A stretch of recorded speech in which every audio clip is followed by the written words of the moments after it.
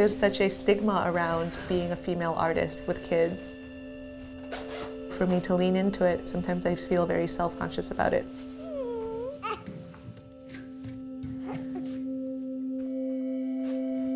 The assumption is that I can't give it my all in the studio, or my brain is constantly distracted. There's a reality to me being a parent, for sure, but I feel like nobody gets things done more than a mother.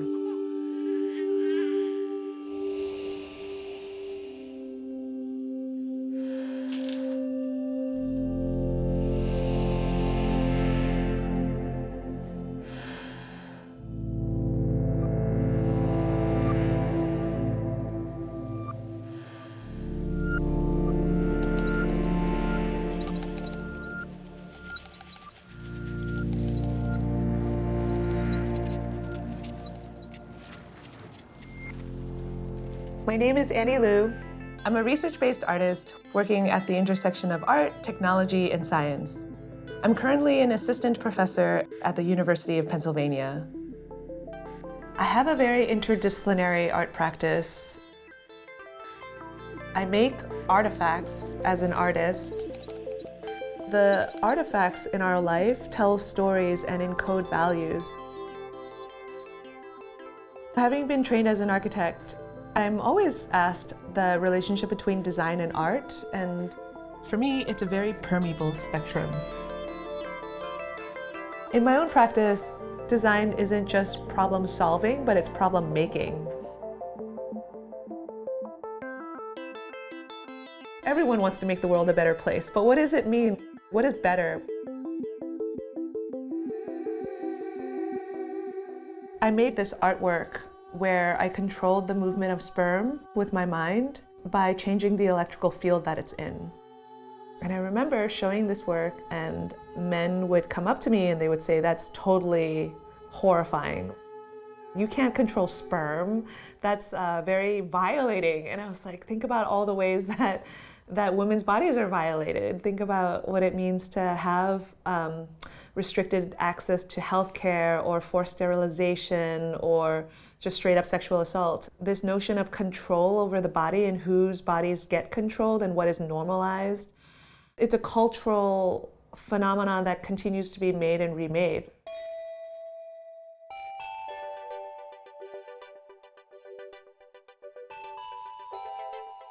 One of my first desires as a child was to become a poet. I remember telling my parents that my teacher said I could be anything I want to be when I grow up. It's like a big American ideal, you can do anything, and I want to be a poet. And my mom was like, "You can definitely not be a poet." What? I grew up in New York City. Growing up, my mom cleaned hotel rooms for a living. My dad worked in a Chinese restaurant, cooking and cleaning. I remember visiting my mom at the hotel she worked at, and I never walked up the front steps because we always just entered through the service elevator.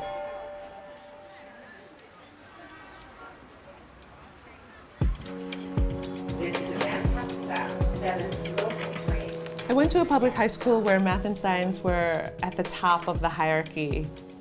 For everyone around me, my parents included, there was an expectation of what success looked like.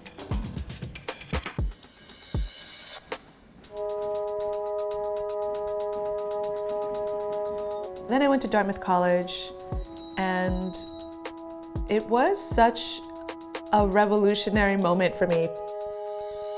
他说要学艺术，哎呀，我说不可以，不可以。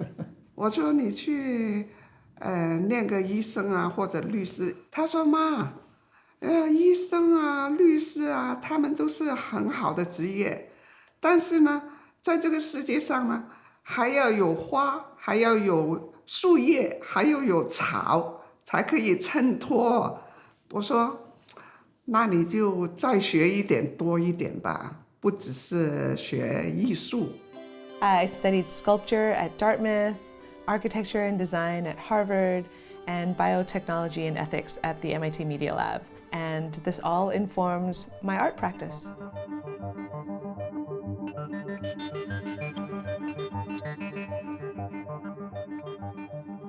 I'm someone who really believes in evidence-based truths and I love science. But I also wonder sometimes, what is unknowable in the world? I've been obsessed with the body my whole life. I became really interested in working with culturally loaded materials like sperm, like spit, like blood, like hair. For me, synthetic biology had to be hand in hand with ethics. I had a really deep interest in the relationship between humans and technology and how that relationship co-makes us.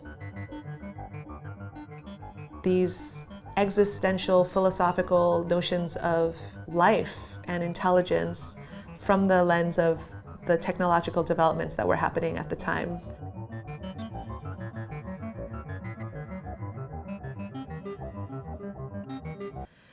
And then in 2019, I became pregnant for the first time. And I must admit, it kind of took me by surprise. And I was continuing to make this work about neuroscience and AI and consciousness, but I would be reading something really heady, and then a little foot would kick me in the gut. During my pregnancy, I made a lot of artifacts that were just me trying to understand what was happening to me. No one had ever talked to me about how difficult the transformation of incubating a new life would be. At the end of the day, I have to do all of this labor. Why is it easier to imagine and build an artificial womb than it is to give a universal parental leave in the US? What is sex equality?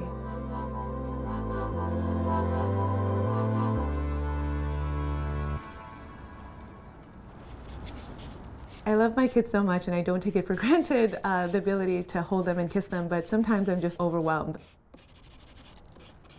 So I've been making a line of mommy kisses. I feel like as a mom, you're never supposed to outsource anything, especially not a kiss or a hug.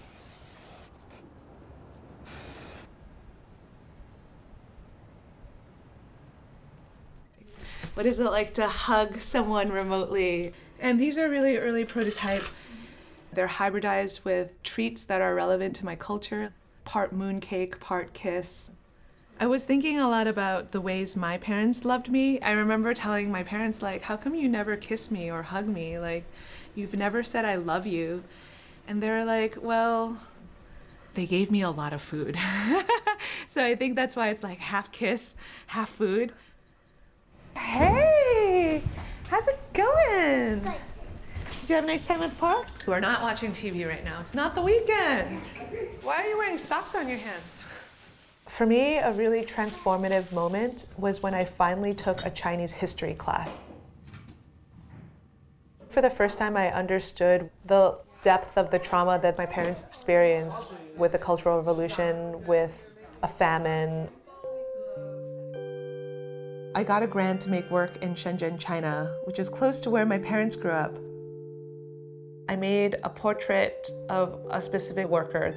When she was more anxious, the machine, I programmed it to knit more tightly. And when she was more relaxed, more relaxedly. And so it's a portrait of the invisible labor behind the work. During the Cultural Revolution, my dad was sent to the countryside for re-education. Towards the end of the project, I was Skyping with my dad, and we realized that I was making a piece about labor in the very same land that he had been sent to farm rice. You're gonna make a gao ji? Yes. Put it out of it. Yes, and then we're gonna put a little bit of yolk inside, and then we're gonna put a little bit of water around the circle, and then we're gonna close it. I think that certain generations experience a collective trauma together. For me, it's not just a person working a machine, it's a person who has all of these etches of personal or family history. It's funny because I made this piece before I became a parent, and now it's very overt, but even then I was making work about labor in these different ways and the relationship between the human and the machine. As I did become a parent, I made a piece about the labor of pumping. I realized until I started to lactate myself, I had never seen someone breastfeed before. I had never seen someone pump before. After my daughter was born, we tracked all of her feeding sessions and diaper changes. At the end of those first few months, I was just looking back on this portrait of this incredible amount of labor that it took to bring her to where she is today. And I was inspired to make a sculpture about it. The sculpture has vials filled with diaper fragments, breast milk, and formula to mark the passage of time for every time she was fed and every time her diaper was changed.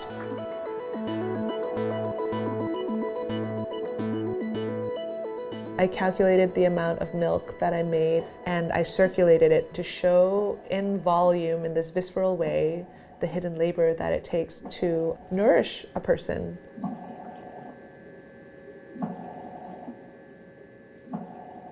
I realized that it wasn't just a portrait of my own experience, but really a portrait of anyone who's ever had to care for a baby.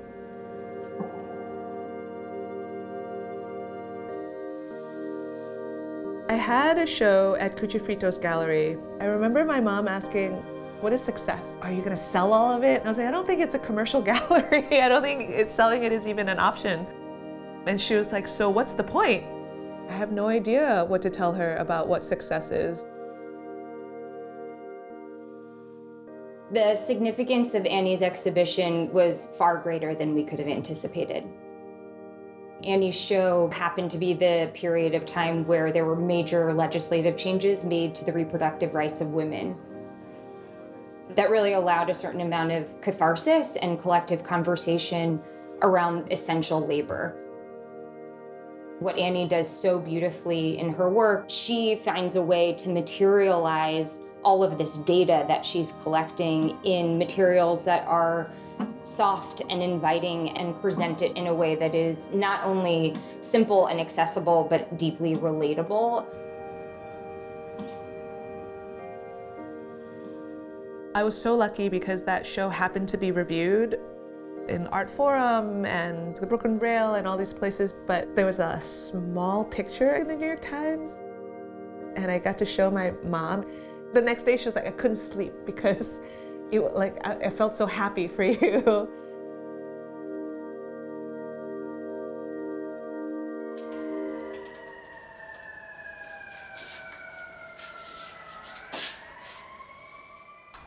One of the projects that I'm working on right now has to do with microplastics in breast milk. I've been doing this over the course of a year, distilling microplastics from my body and figuring out what kind of sculpture I can make from that plastic.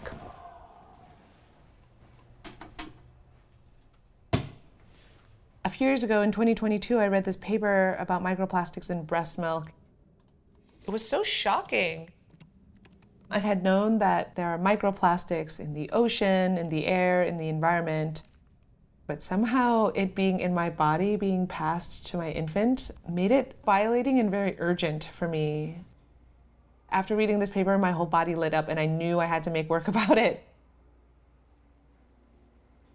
There's certain moments in parenthood where I feel like I'm just being punched in the face or something and you just want to lay down and I'm like, oh, what's the point of anything? I finally figured it out, how to distill microplastics in my home studio and also at Rockefeller University. But it hasn't transcended itself to become art yet. It's something that keeps me up at night. I need to figure out the right way to communicate the direness of it.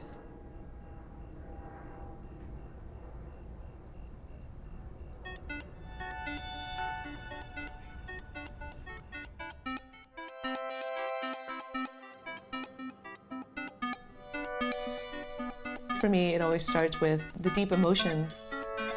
And then after you're hit like a truck with feeling, to revisit the thing and ask what it makes you think and feel and wonder about the world. I'm in such a good mood after a nap. Both science and art, it's just a portal to more wondering. I want to make work that makes me feel the way I feel when I look at the night sky. There's just an endless eternity to it.